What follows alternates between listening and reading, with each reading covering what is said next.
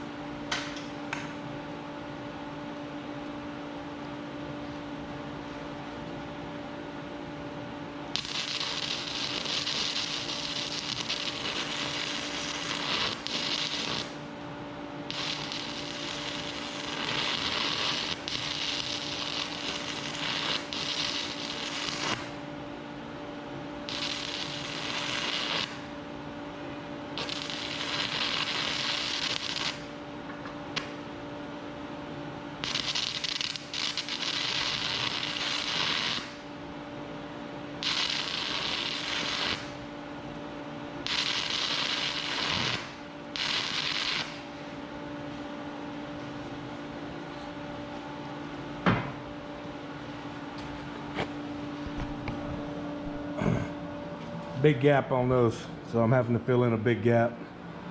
So that's why I'm sitting there stepping it a little bit and then letting it cool off, step it a little bit, let it cool off.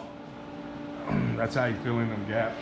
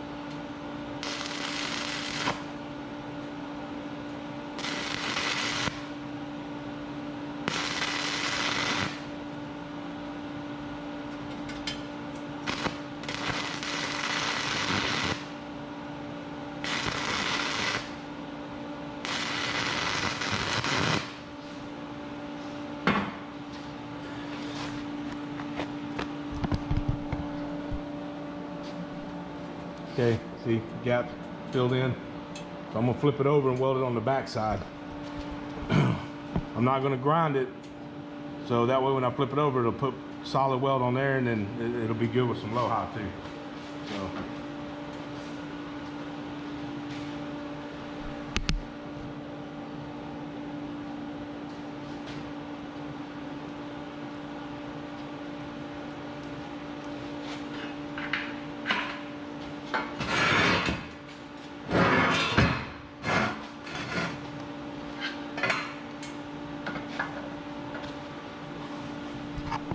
See what it looks like on the back side. This side wasn't that bad. I should have evened up the gap, but see how that is there. Now once you weld it on this side, then chip off the slag on this 6010, then put some 7018 on it. Shoot, it's not gonna be solid.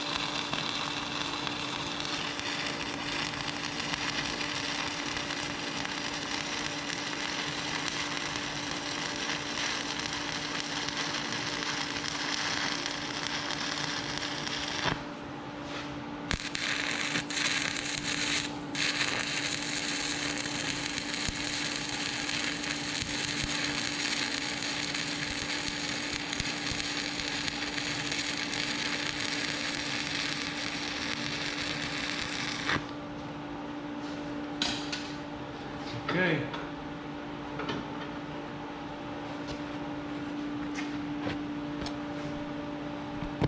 All right, there's that. So now I need to cut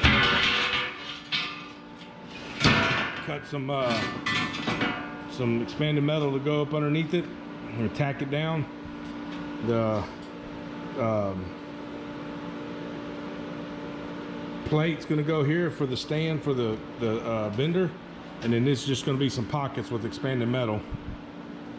Don't put expanded metal across the whole bottom, but I got to get the wheels welded on there, or I can do that afterwards or whatever. So I'll get back with you in a minute. Let me cut some expanded metal.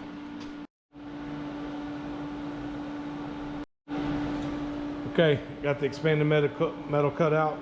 I'm gonna start tacking it down. This is best to do with MIG, but like I said, I don't have any wire. I need to go get some wire and get my MIG machine hooked up. Makes it easier on stuff like this. But I'm gonna tack it down, and then I'll cut out the corners for the wheels to go on there, and then that'll be good enough for the base. All right, let me get back with you in a minute.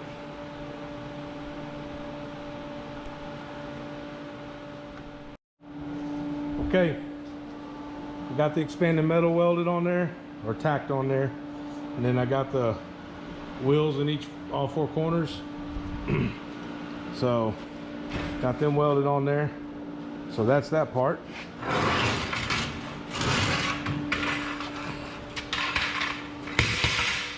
There we go.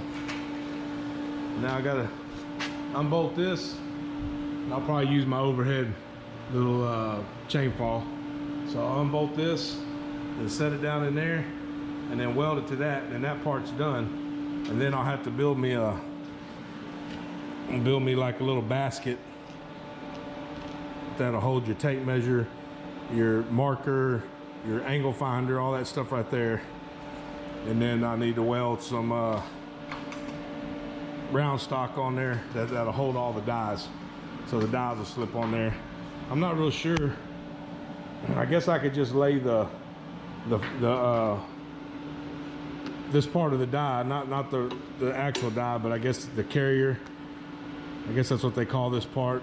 But I got a bunch of these with the Delron for the aluminum, and then the regular for the metal. But I guess I could just lay them all in there, or heck, I might make it to where they got other, tabs on there where it sticks on there too. I don't know. We'll have to look at it once I start putting these on there, because I got quite a few of those. I think I got 3/4 pipe, 1-inch pipe, 1.25 pipe, 1.5 pipe, 2-inch pipe. So I got those for sure. And then eventually I want to get the ones for 1.5-inch square tubing, 2-inch square tubing, and then all the ones for DOM, which is usually about 1.25 or 1.75 DOM. So I just want to make sure I got enough room to put all my dies on there and stuff like that. But all right, well, let me get this chain fall down so I can pick this thing up and unbolt the little Harbor Freight wood roller off of it. I'll be right back. Okay, I got it tacked down to the cart. It's welded on all four corners, or tacked on all four corners. This is all my dies. I need to figure out how I'm going to do this. I figure I'll do the biggest ones at the bottom, of course, so your weight stays down at the bottom. But I think I'm going to make like this die here, we'll make it to where it hangs, like so, like that. But then all this goes on it. I'm thinking. So it'll be like 0.9, then this part. Then I don't know what to do. These are smaller. The holes are smaller. And then this is the 0.9. So make it to where it hangs on there.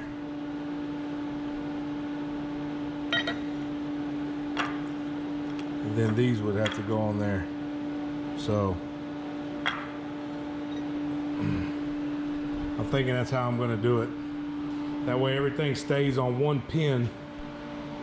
You know, when it comes out with a pin, it's that whole die, the carrier, you know, the part here that holds it, then the extra part, so it all just basically stays together.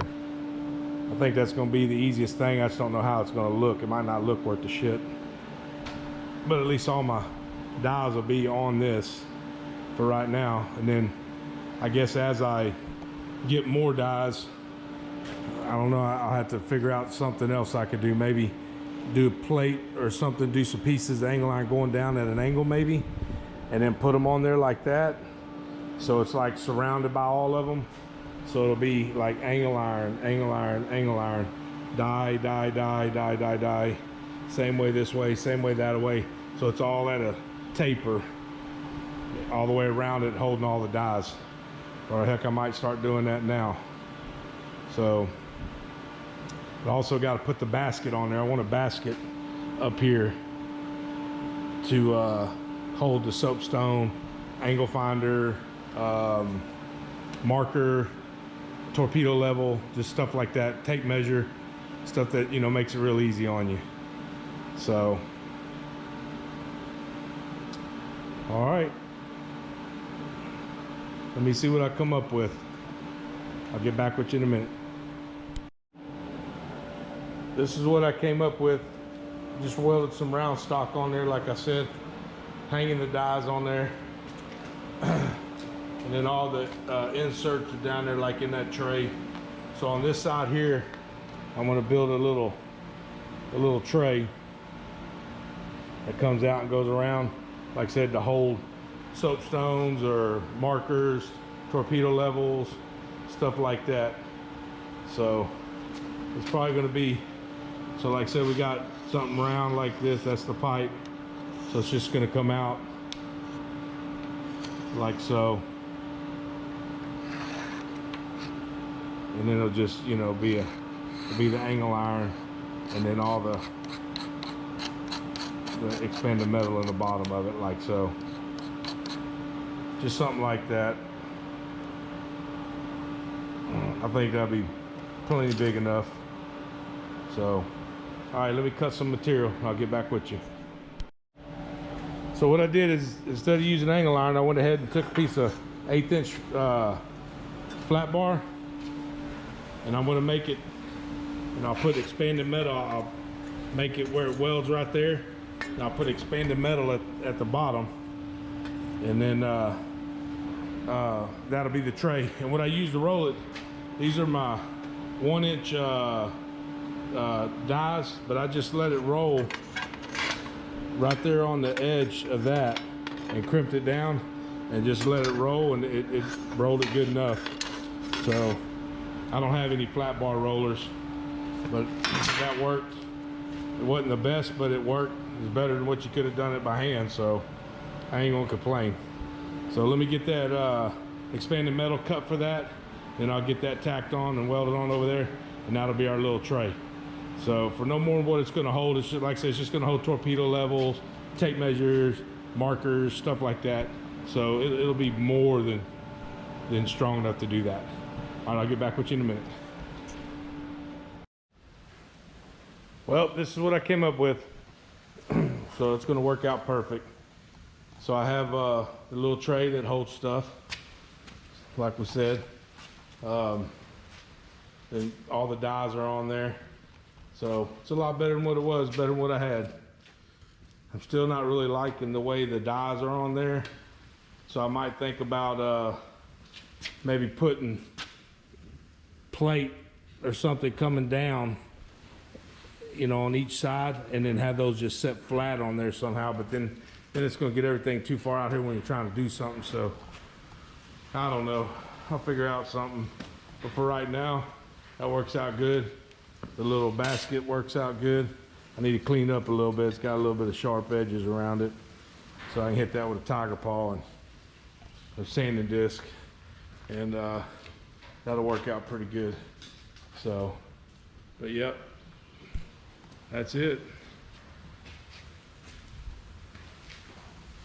All right, Well, don't forget to like, share, and subscribe.